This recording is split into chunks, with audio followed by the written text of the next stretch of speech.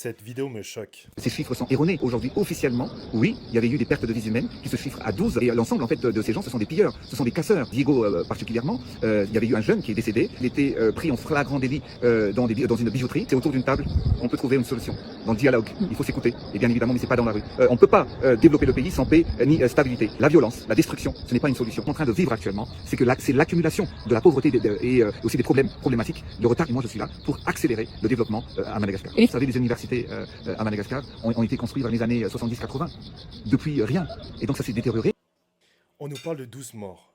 Mais il y a eu plus que 12 morts. Pourquoi ils ne mentionnent pas les bébés qui sont décédés? Il y avait des enfants, des étudiants, pas des casseurs, pas des pilleurs, des malgaches qui avaient juste faim. À Diego, le 26 septembre, 3 morts. Rivaldo, un étudiant tué par balle. 2 autres, Daël et Dawa. Des simples citoyens, pas des pilleurs, pas violents. Et pourtant, on les a abattus. Le président dit qu'on l'a attrapé pendant un pillage et puis qu'on l'a tué. Or, les pillages, c'était la nuit du 25, avec des sources sûres, confirmées par des députés. Rivaldo, lui, est mort le 26, le matin, alors qu'il allait juste au marché. Tu vois le mensonge? Déshonorer la mémoire des morts. Les universités du pays tombent en ruine. Et ça, il le sait, parce que ça fait 16 ans qu'il est au pouvoir. Il parle d'accélération du développement, alors que ça fait 16 ans qu'il promet ça.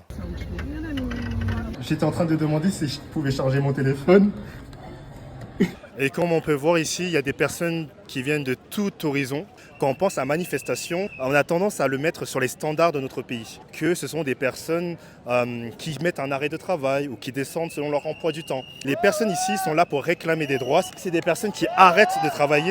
C'est-à-dire qu'ils sont vraiment dans une situation catastrophique pour faire entendre leur voix. J'ai rencontré des personnes qui sont réveillées depuis 4 heures du matin.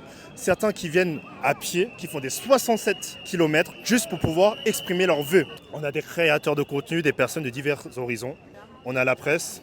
Alors sur la réalité du terrain, on peut voir qu'il n'y a aucune violence venant des manifestants. J'aimerais juste dire à tous les Malgaches, c'est un combat qu'on doit mener ensemble.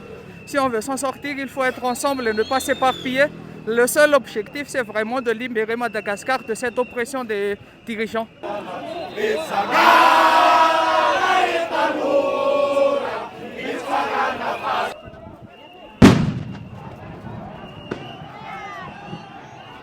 Et là, ils envoient des fumigènes, vous pouvez voir. Ils attaquent, alors que le peuple est en train de marcher pacifiquement. Regardez.